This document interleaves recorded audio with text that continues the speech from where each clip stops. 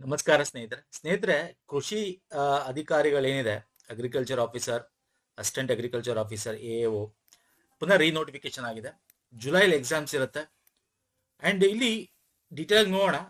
ಅವ್ರು ಏನು ಒಳ ಮೀಸಲಾತಿ ತಗೊಂಡಿದ್ದಾರೆ ಅದರದ್ದು ಕಂಪ್ಲೀಟ್ ಡೀಟೇಲ್ ಕೊಡ್ತೀನಿ. ಅಂಡ್ ಇಲ್ಲಿ ಪೋಸ್ಟ್ ಕೂಡ ಇನ್ಕ್ರೀಸ್ ಆಗಿದೆ ನೋಡಿ. ಈಗ ಒಂದ್ ತಿಂಗಳು ಮುಂಚೆ ಏನೋ ನೋಟಿಫಿಕೇಶನ್ ಆಗಿತ್ತು, ಅವಾಗ ಎಒ 769, ಎಒ 121 ಇತ್ತು. ಈಗ 128, 817 ಪೋಸ್ಟ್ ಆಗಿದೆ.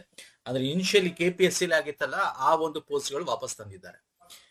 ಓಕೆ, ಸೊ ಪೋಸ್ಟ್ ಇನ್ಕ್ರೀಸ್ ಆಗಿದೆ. ಅಪ್ಲೈ ಆಲ್ರೆಡಿ ಮಾಡಿರೋರು ಏನು ತಲೆ ಕೆಡ್ಸ್ಕೊಬಿಡಿ, ಆರಾಮಾಗಿರಿ.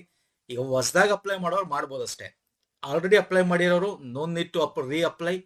ನಿಮ್ಮ ಹತ್ರ ಏನಿದೆ ಎಲ್ಲ ಅದನ್ನೇ ಇಟ್ಕೊಳ್ಳಿ, ನಿಮ್ಮ ಒಂದು ಅಪ್ಲಿಕೇಶನ್ ನಂಬರ್, ಎವ್ರಿಥಿಂಗ್. ನೀವು ಅಪ್ಲೈ ಮಾಡೋ ನೆಸಿಟಿ ಇಲ್ಲ. ಅಂಡ್ ನಿಮಗೆ ಗೊತ್ತಿದೆ, ಇದು ಈಗ 1 ಮಂತ್ ಬ್ಯಾಕ್ ಬಿಕಾಸ್ ಆಫ್ ಒಳ ಮೀಸಲಾತಿಗೆ ಸಂಬಂಧಪಟ್ಟಂತೆ ಅದನ್ನ ವಾಪಸ್ ತಗೊಂಡಿದ್ರು. ಓಕೆ, 29/4. ಈಗ 30/5ಕ್ಕೆ ಈ ನೋಟಿಫಿಕೇಶನ್ ಬಂದಿದೆ, ರೀನೋಟಿಫಿಕೇಶನ್. RPC ಮತ್ತೆ HK. ಓಕೆ, ಒಂದು ನಾನ್ HK ಅಂತ ಏನ್ ಕರಿತೀವಿ, ಮತ್ತೆ HK ಎರಡು ಕೂಡ ಒಳ ಮೀಸಲಾತಿ ಏನಿದೆ ಡೀಟೇಲ್ ಕೊಡ್ತೀನಿ. So application link already active ಇದೆ, ಲಿಂಕ್ ಕೊಟ್ಟಿರ್ತೀನಿ ಇದೇ ವಿಡಿಯೋದ ಕೆಳಗೆ ಡಿಸ್ಕ್ರಿಪ್ಷನ್ ಬಾಕ್ಸ್ ಅಲ್ಲಿ ಡೈರೆಕ್ಟ್ ಆಗಿ ತಗೊಳ್ಳಿ. ಇದರ ಅಫಿಷಿಯಲ್ PDF ನಿಮಗೆ ವೆಬ್ಸೈಟ್ ಅಲ್ಲಿ ಸಿಗುತ್ತೆ, ಅಥವಾ ನಮ್ಮ ಟೆಲಿಗ್ರಾಮ್ ಅಲ್ಲಿ ಶೇರ್ ಮಾಡಿದ್ದೇವೆ, ಅಲ್ಲಿಂದ ಕೂಡ ತಾವು ತಗೋಬಹುದು ಸ್ನೇಹಿತರೆ. ನಮ್ಮ ಟೆಲಿಗ್ರಾಮ್, ಇನ್ಸ್ಟಾಗ್ರಾಮ್ ಫಾಲೋ ಮಾಡ್ಕೊಂಡಿಲ್ಲ ಮಾಡ್ಕೊಳ್ಳಿ. ಓಕೆ, ಫಸ್ಟ್ ಬರ್ತೀನಿ. ನಾನ್ ಹೈದರಾಬಾದ್ ಕರ್ನಾಟಕ ಅಥವಾ RPC ಅಂತ ಏನ್ ರೆಸಿಡಿಯಲ್ ಇದಕ್ಕೆ ಬಂದ್ರೆ, ಸೊ ಇಲ್ಲಿ ಈ ಸ್ಟಾರ್ಟಿಂಗ್ ಹೇಳ್ತಾ ಇದ್ದೀನಿ, 2 ಹುದ್ದೆಗೆ ಒಟ್ಟಿಗೆ ಅಪ್ಲೈ ಮಾಡಬಹುದು. ಒಂದು ಆದ್ರೆ ಎರಡೂ ಸೇಮ್ ಇರ್ಬೇಕು. ಈಗ ಎಒಗೆ ಅಪ್ಲೈ ಮಾಡೋರು ಎಒಗೆ ಅಪ್ಲೈ ಮಾಡಬಹುದು. ಯಾವುದಕ್ಕೆ?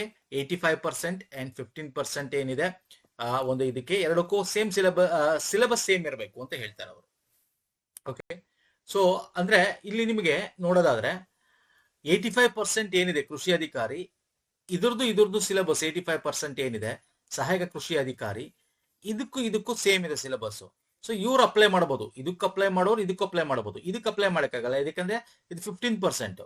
ಇದು ಮತ್ತೆ ಇದು ಸೇರಿ ಒಟ್ಟಿಗೆ ಬೇಕಾದ್ರೆ ಎರಡಕ್ಕೂ ಅಪ್ಲೈ ಮಾಡಬಹುದು ಮಾಡೋರು. ಓಕೆ, ಇದನ್ನ ಆಲ್ರೆಡಿ ನಾವು ಪ್ರೀವಿಯಸ್ ನೋಟಿಫಿಕೇಶನ್ ಆದಾಗಲೇ ಹೇಳಿದ್ದೀನಿ.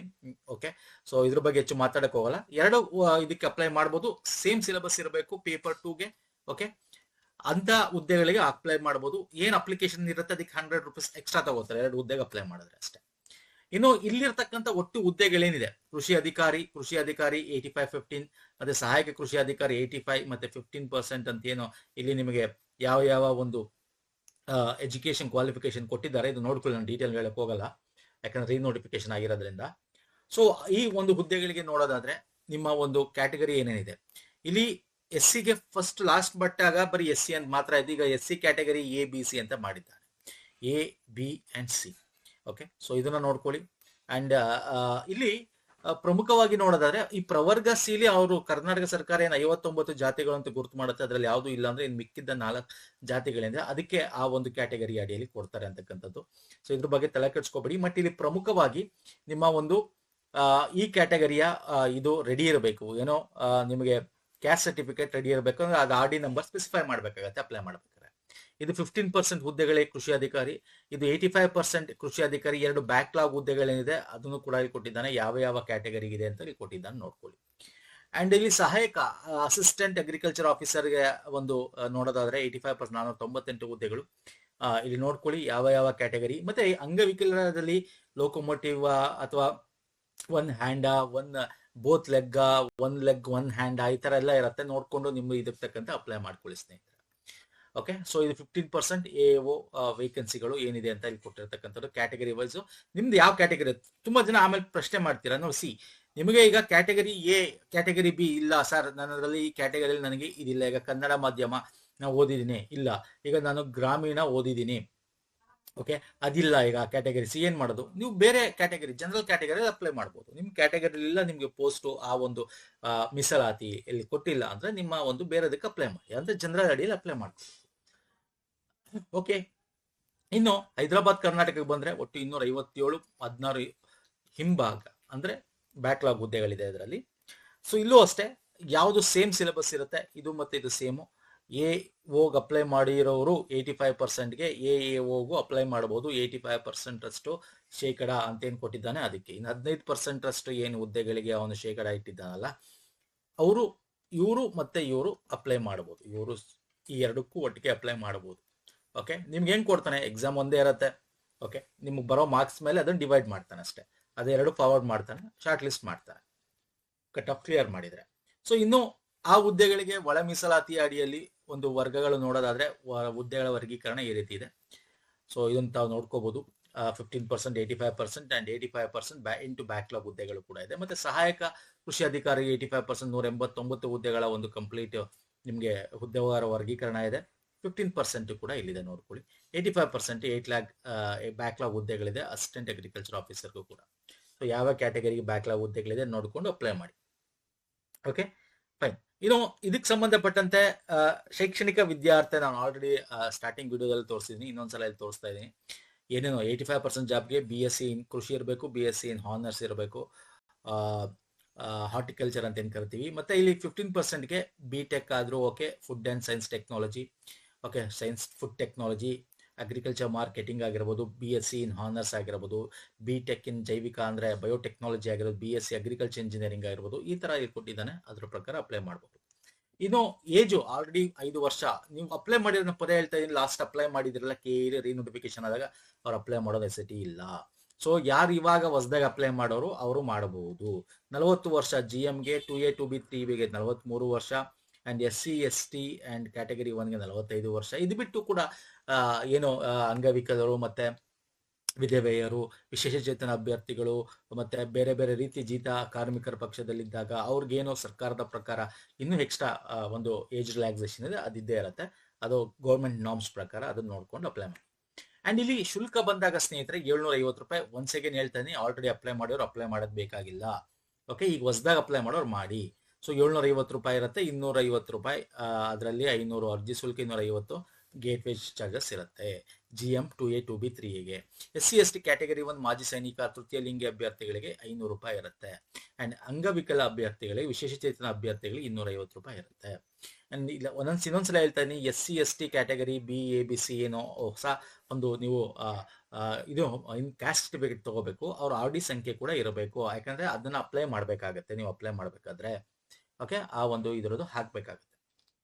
ಓಕೆ, ಅರ್ಥ ಆಗ್ತಿಲ್ಲ ನಾನು ಹೇಳ್ತಾ ಇರೋದು ಸ್ನೇಹಿತರೆ.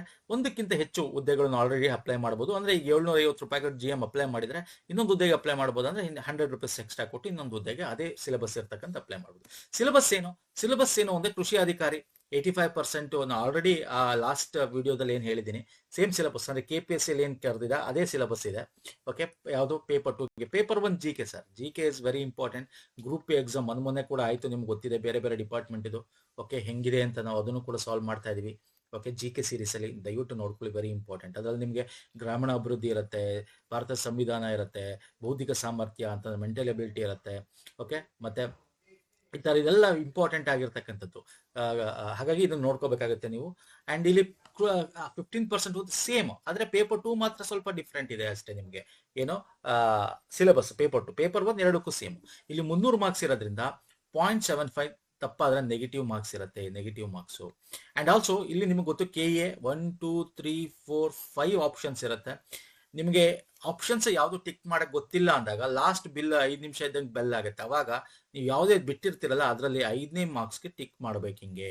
ಇಲ್ಲ ಅಂದ್ರೆ ಅವಾಗ ಬೇರೆ ಮಾಡ್ಲಿಲ್ಲ ಅಂದ್ರೆ ಆ ಕ್ವಶನ್ಗೆ 0.75 ನೆಗೆಟಿವ್ ಮಾರ್ಕ್ಸ್ ಕಟ್ ಆಗುತ್ತೆ. ಯಾಕೆ ಅಂತಂದ್ರೆ ನನ್ ಮೇಲಿನ ಯಾವ್ದು ಆನ್ಸರ್ ಗೊತ್ತಿಲ್ಲ ಅನ್ನೋದಕ್ಕೆ ಈ ಆಪ್ಷನ್ ಇಟ್ಟಿದ್ದಾನೆ, ಯಾವುದೇ ಆದ ರೀತಿಯಾದ ಗೋಲ್ಮಾಲ್ ಹಾಕ್ಬಾರ್ದು ಅಂತ. ಸೊ ಇನ್ನೊಂದ್ಸಲ ಹೇಳ್ತಾ ಇದ್ದೀನಿ, ನಿಮಗೆ 0.75 300 ಮಾರ್ಕ್ಸ್ ಆಗಿರೋದ್ರಿಂದ ನೆಗೆಟಿವ್ ಮಾರ್ಕ್ಸ್ ತಪ್ಪಾದಕ್ಕೆ.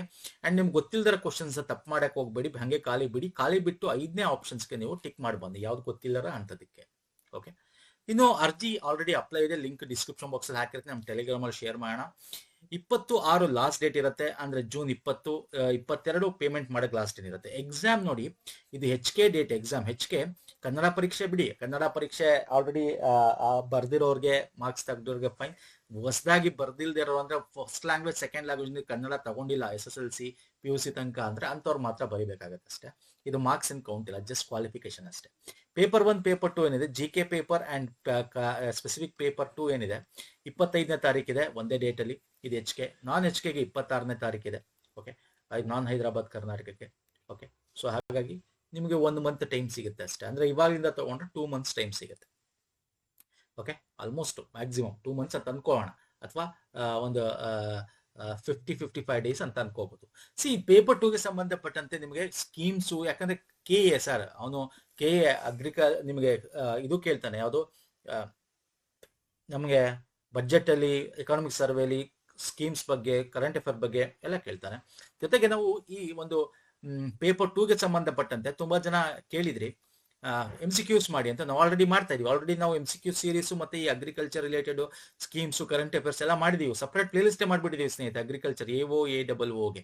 ಓಕೆ, ನಾನು ಲಿಂಕ್ ಕೊಡ್ತೀನಿ ಪೇಪರ್ 2ಗೆ. ಪೇಪರ್ 1ಗೆ ಬರೋದಾದ್ರೆ ನಮ್ಮ KA 500 ಕ್ವಶನ್ಸ್ ಅಂತ ಹೇಳಿ ನಾವು GK ಸೀರೀಸ್ ಮಾಡಿದ್ರೆ ಅದ್ರಲ್ಲಿ ಆಲ್ರೆಡಿ 60+ ವಿಡಿಯೋಸ್ ಇದೆ. ಇದು ವೆರಿ ಇಂಪಾರ್ಟೆಂಟ್. ಇದು ರಿಪೀಟ್ ಆಗಿದೆ ಸ್ನೇಹಿತರೆ. ಇದೇ ಒಂದು KA ಅಲ್ಲಿ ಎಕ್ಸಾಮ್ ಏನಾಗಿತ್ತು SDA ಫೆಬ್ರವರಿಲಿ, ಅದೇ ಏಪ್ರಿಲ್ ಅಲ್ಲಿ ಏನು ಎಕ್ಸಾಮ್ ಆಯಿತು ಗ್ರೂಪ್ ಪಿಗೆ, ಸೇಮ್ ಕ್ವಶನ್ಸ್ಗಳು, ಅದೇ ರಿಲೇಟೆಡ್ ತುಂಬಾ ಕ್ವಶನ್ಸ್ ಏನಾಗಿದೆ ರಿಪೀಟೆಡ್ ಆಗಿ ಬಂದಿವೆ. ಸೊ ಹಾಗಾಗಿ this is very important. Current affairs with GK, ನಾವು ಸ್ಟ್ಯಾಟಿಕ್ GK ನ ಕವರ್ ಮಾಡ್ತಾರೆ, KA ಪ್ಯಾಟರ್ನ್. ಸೊ ಇದು ಪೇಪರ್ 1ಗೆ ನೀವು ನೋಡ್ಲೇಬೇಕು. ಇದು ಬಿಟ್ಟು ನಾನು ನಿಮ್ಗೆ ಏನ್ ಹೇಳ್ತಾ ಇದ್ದೀನಿ, ಬಜೆಟ್ ಮತ್ತೆ ಎಕನಾಮಿಕ್ ಸರ್ವೆ ರಿಲೇಟೆಡ್ ಮತ್ತೆ ಎನ್ವೈರನ್ಮೆಂಟ್ ರಿಲೇಟೆಡ್ ಇದೆ ನಿಮ್ಮ ಸಿಲೆಬಸ್ ಅಲ್ಲಿ. ಈ ಎಲ್ಲ ನಾನು ಲಿಂಕ್ ಗಳನ್ನ ಕೊಡ್ತೀನಿ. ಮತ್ತೆ ನಮ್ಮ ಸ್ಕೀಮ್ಸ್ ಸಂಬಂಧಪಟ್ಟಂತೆ, ಮತ್ತೆ ಜೊತೆಗೆ ಈ ಒಂದು ಬಜೆಟ್ ಮತ್ತೆ ಎಕನಾಮಿಕ್ ಸರ್ವೆಲಿ ಇರ್ತಕ್ಕಂಥದ್ರ ಸಂಬಂಧಪಟ್ಟಂತೆ ಕೇಂದ್ರ ಸರ್ಕಾರ ಅದು ಎರಡುವೆ ಸಪರೇಟ್ ಪ್ಲೇ ಲಿಸ್ಟ್ ಇದೆ. ಆ ಪ್ಲೇ ಲಿಸ್ಟ್ ಲಿಂಕ್ ಕೊಡ್ತೀನಿ, ಅಲ್ಲಿ ನೀವು ನೋಡಬಹುದು. ಕರೆಂಟ್ ಅಫೇರ್ಸ್ 1 ಇಯರ್ ಓದಬೇಕಾಗುತ್ತೆ, ಲಾಸ್ಟ್ ಇಯರ್ ಇದೆ ಈ ಇಯರ್ ತನಕ. ಸೊ ಮ್ಯಾರಥಾನ್ ವಿಡಿಯೋಸ್ಗಳಿದೆ. ಈ ಇಯರ್ದು ಕರೆಂಟ್ ಸಪರೇಟ್ ನಿಮಗೆ ಪ್ಲೇ ಲಿಸ್ಟ್ ಇದೆ. ಮತ್ತೆ ಸಂವಿಧಾನ ಇದೆ, ಸಂವಿಧಾನ ಒಂದೇ ವಿಡಿಯೋದಲ್ಲಿ ಕವರ್ ಮಾಡಿದೀವಿ. ಮೆಂಟಲ್ ಎಬಿಲಿಟಿ ಕೂಡ ಅಷ್ಟೇ, ಇದನ್ನ GK ಸೀರೀಸ್ ಅಲ್ಲೂ ಕವರ್ ಮಾಡ್ತಾ ಇದೀವಿ. ನೋಡಿ, ಈಗ ಹೊಸದಾಗಿ ಪ್ಯಾಟರ್ನ್, ಹಳೆ 2023 24 ಬಂದಿರತಕ್ಕಂಥದ್ದು ಒಂದು ಮ್ಯಾರಥಾನ್ ವಿಡಿಯೋ ಇದೆ. ಈ ಒಂದು ಲಾಸ್ಟ್ 1 ಇಯರ್ ಇಂದ ಬರ್ತಿರ್ತಕ್ಕಂಥ ಈ GK ಸೀರೀಸ್ ನಾನು ಏನ್ ಹೇಳ್ದಕ್ಕೆ ಇದು, ಅಲ್ಲೂ ಕೂಡ ಮೆಂಟಲ್ ಎಬಿಲಿಟಿ ವಿಡಿಯೋಸ್ಗಳಿದೆ. ಬಂದಿರೋದು ಪ್ಯಾಟರ್ನ್ಸ್, ಅದನ್ನು ಫಾಲೋ ಮಾಡಿ. ಓಕೆ, ಇನ್ನು ನಾನು ನಿಮ್ಗೆ ಹೇಳಿದೆ ಗ್ರಾಮೀಣಾಭಿವೃದ್ಧಿ, ಪಂಚಾಯತ್ ರಾಜ್ ಇದೆ ಸಿಲೆಬಸ್ ಅಂತ, ಇವೆಲ್ಲ ಲಿಂಕ್ಸ್ ಗಳನ್ನ ನಾನು ಕೊಡ್ತೀನಿ ಸ್ನೇಹಿತರೆ. Okay, government schemes play list ಇದೆ, ಎಲ್ಲ ಲಿಂಕ್ಸ್ ಕೊಡ್ತೀನಿ ನಿಮಗೆ. ಇದನ್ನ ಜಸ್ಟ್ ನಿಮಗೆ 1 ತಿಂಗಳಲ್ಲಿ ನೀನೇನೋ ಮಾಡಕ್ಕಲ್ಲ, ಬುಕ್ ಇಟ್ಕೊಂಡೆಲ್ಲ ಓದಕ್ಕಾಗಲ್ಲ. ನಿಮ್ಗೆ ಏನಿದೆ ಪೇಪರ್ 2 ನೀವೇನೋ ಆಲ್ರೆಡಿ ಅದೇ ಒಂದು ಸಿಲೆಬಸ್ ಓದಿರ್ತೀರಾ ನಿಮ್ಮ ಒಂದು ಎಜುಕೇಶನ್ ಅಲ್ಲಿ. ಸೊ ಅದನ್ನ ನೀವು ರೆಫರ್ ಮಾಡ್ಕೊಳ್ಳಿ. ಜೊತೆಗೆ ನಾವು ಈ ಒಂದು ಕಾಂಪಿಟೇಟಿವ್ ಎಕ್ಸಾಮ್ಸ್ಗೆ ಏನ್ ಬೇಕು MCQ ಸೀರೀಸ್ ನ ಮಾಡ್ತಾ ಇದೀವಿ. ಬೇಕು ಅಂದ್ರೆ ಒಂದಷ್ಟು ಬೇಸಿಕ್ಸ್ ಥಿಯರಿನೂ ಕೂಡ ಮಾಡ್ಕೋಣ. ಓಕೆ, ನೀವು ಹೆಂಗೆ ರೆಸ್ಪಾನ್ಸ್ ಮಾಡ್ತೀವಿ, ವಿಡಿಯೋ ಎಷ್ಟು ಜನ ನೋಡ್ತೀರಾ, ಎಷ್ಟು ಫಾಸ್ಟ್ ಆಗಿ ನೀವು ಅದಕ್ಕೆ ರೆಸ್ಪಾನ್ಸ್ ಮಾಡ್ತೀರಾ, ಅದೇ ತರ ವಿಡಿಯೋಗಳು ಬರುತ್ತೆ ಸ್ನೇಹಿತರೆ. ಯಾರು ರೆಸ್ಪಾನ್ಸ್ ಮಾಡಿಲ್ಲ, we not going to do. Okay, and also it is free, everything is free in our YouTube channel. So it is already available. So ನೀವು ಯುಟಿಲೈಸ್ ಮಾಡ್ಕೋಬೇಕು ಅಂದ್ರೆ ನೀವು ಅದಕ್ಕೆ ರೆಸ್ಪಾನ್ಸ್ ಮಾಡೋದು, ನಾವು ಅದ್ರ ಪ್ರಕಾರ ಮಾಡ್ತಾ ಹೋಗ್ತೀವಿ ಸ್ನೇಹಿತರೆ. ಸೊ ಎಲ್ಲ ಲಿಂಕ್ಸ್ ಗಳನ್ನ ಕೊಡ್ತೀನಿ, ನಾನು ಏನ್ ಹೇಳಿದೆ. ಮತ್ತೆ ನಮ್ಮ ಟೆಲಿಗ್ರಾಮ್, ಇನ್ಸ್ಟಾಗ್ರಾಮ್ ಫಾಲೋ ಮಾಡಿಲ್ಲ ಮಾಡ್ಕೊಂಡು ಅಲ್ಲೂ ಕೂಡ ನಾವು ಶೇರ್ ಮಾಡ್ತೀವಿ. ನೆಕ್ಸ್ಟ್ ವಿಡಿಯೋ ಪುನಃ ಸಿಗ್ತೀನಿ. ಅಪ್ಲೈ ಮಾಡಿ. ನಮಸ್ಕಾರ, ಧನ್ಯವಾದಗಳು. ಥ್ಯಾಂಕ್ ಯು ಸೋ ಮಚ್ ಸ್ನೇಹಿತರೆ.